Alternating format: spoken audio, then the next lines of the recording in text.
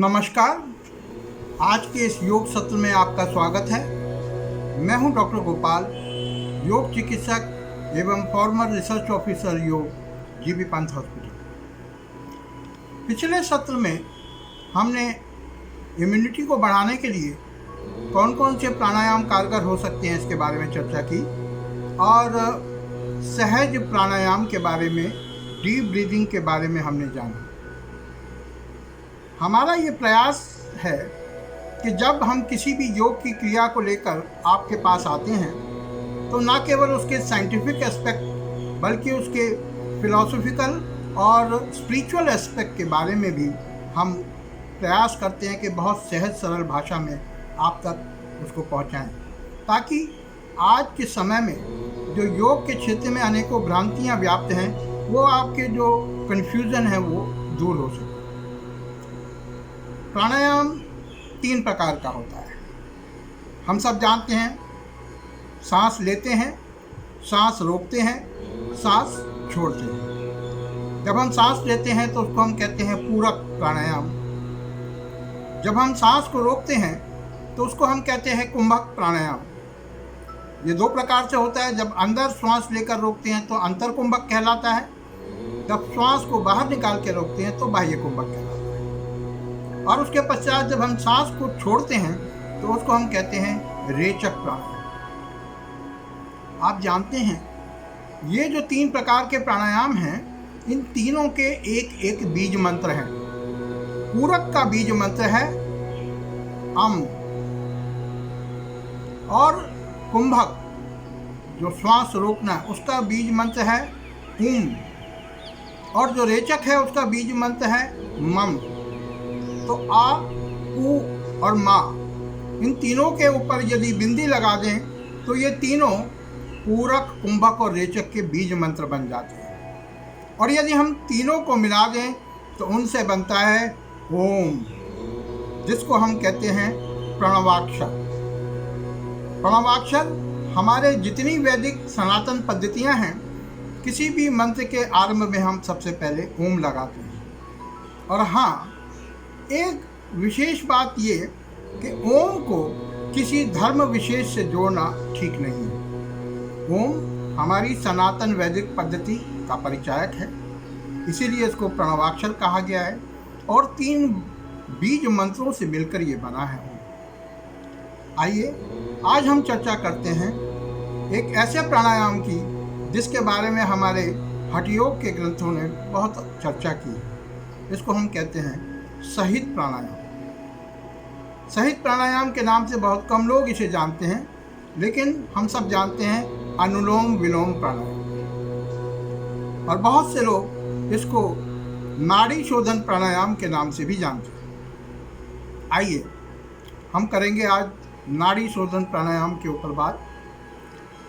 जब भी हम बात करते हैं नाड़ी शोधन या अनुलोम विलोम की, तो अक्सर लोग ये समझते हैं हाँ ये बहुत सहज है, सरल है। सरल तो है, लेकिन वो मात्र ये समझते हैं कि एक नासिका से श्वास ले ले और दूसरी नासिका से निकाल दे, और उसके बाद में पुनः जिससे श्वास छोड़ा उससे फिर ले ले और फिर पहली से निकाल दे। इसका एक वैज्ञानिक पक्ष है जो हमारे योग शास्त्रों में बताया गया है। इस प्राणायाम के अंदर यद्यपि बहुत सहज है और सरल है और बहुत प्रभावी भी है, लेकिन इस प्राणायाम के अंदर हम पूरक, कुंभक और रेचक तीनों का प्रयोग करते हैं। किस प्रकार से करते हैं ये भी हम जान लें। जब हम सबसे पहले तो हमें ये जानना पड़ेगा कि ये जब प्राणायाम हम करते हैं तो इसके अंदर हमारा जो अंगूठा है उस अंगूठे का प्रयोग होता है हमारे जो दाईं नासिका, राइट नोस्ट्रिल के ऊपर, उसको हम दबा के रखते हैं। और ये जो हमारी कनिष्ठा यानी सबसे छोटी उंगली है और उसके साथ जो रिंग फिंगर है, इनको हम मिलाते हैं, और जो इंडेक्स फिंगर और मिडिल 2 फिंगर्स हैं इसको हम बीच में ले आते हैं। राइट थंब को राइट नोस्ट्रिल पे रखते हैं और जो रिंग फिंगर है उसको हम लेफ्ट नोस्ट्रिल पे रखते हैं। तो इस प्रकार से हम इसका मुद्रा का उपयोग करते हैं, और जिस समय हम श्वास लेते हैं जिस नासिका स्वर से, उस नासिका स्वर को खोल के रखते हैं, दूसरे को दबा के रखते हैं। जब हम कुंभक करते हैं तो हम दोनों नाक को दबा लेते हैं। एक और चीज़ जो इसमें बहुत ध्यान देने वाली है, अनुलोम विलोम प्राणायाम के अंदर जैसा कि मैंने कहा पूरक, कुंभक और रेचक तीनों का प्रयोग किया जाता है। अब ये जब प्रयोग करते हैं तो हमें ये भी जानना आवश्यक है कि किस प्रकार से सांस लें, कितनी देर में लें, कितनी देर उसको रोकें और कितनी देर में उसको निकालें। तो इसके अंदर हमारे योग शास्त्रों में विधान दिया 1, 4 और 2 का अनुपात होना चाहिए। अर्थात यदि हम 6 सेकंड में पूरक कर रहे हैं या श्वास को अंदर खींच रहे हैं तो हमें उसका 4 गुना 24 सेकंड तक उसको रोकना चाहिए, कुंभक करना चाहिए, और उसका दुगना यानी 12 सेकंड के अंदर हमको रेचक करना चाहिए, अर्थात श्वास को बाहर निकलना चाहिए। 1, 4 और 2 का अनुपात श्वास के लेने, रोकने और निकालने का होना चाहिए, तब जाकर यह बनता है अनुलोम विलोम प्राणायाम। और जब हम इस विधि से, इस वैज्ञानिक विधि से जब हम इस प्राणायाम को करते हैं तो इसका पूरा लाभ हमको मिलता है।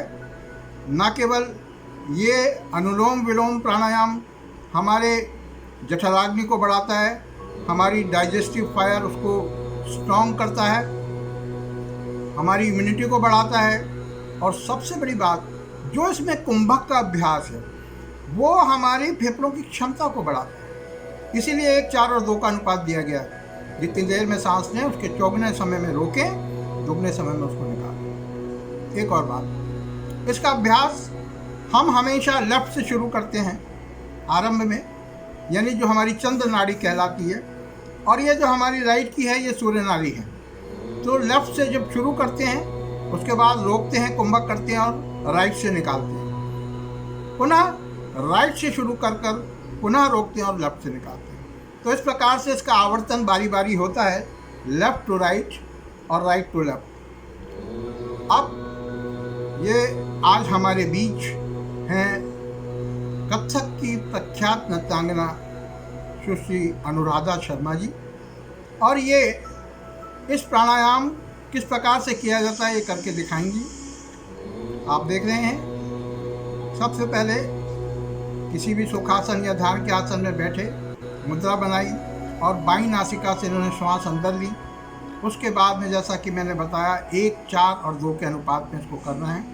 रोक दिया, कुंभक लगाया, अंतर कुंभक, और राइट नोस्ट्रल से धीरे धीरे इसको बाहर निकाल दिया।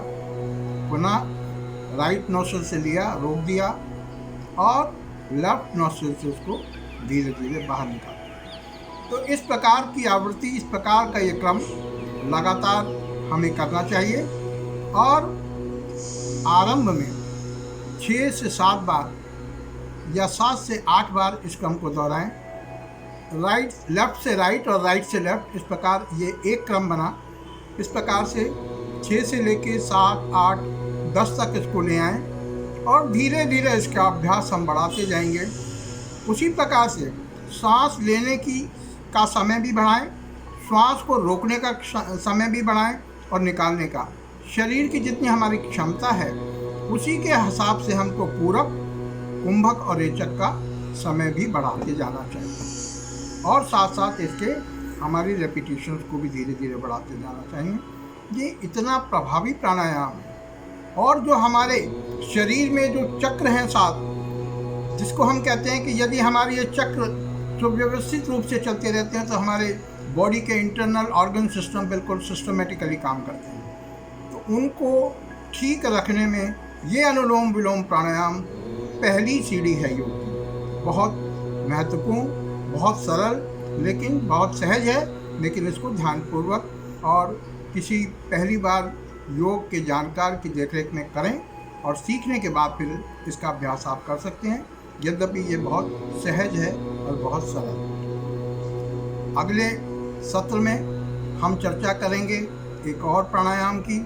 तब तक आप कोरोना से बचें, घर में रहें, सुरक्षित रहें, स्वस्थ रहें, और हाँ, हमेशा याद रखें, पृथ्वी और प्रकृति से प्रेम करते रहें, सदा सुखी रहेंगे। नमस्कार।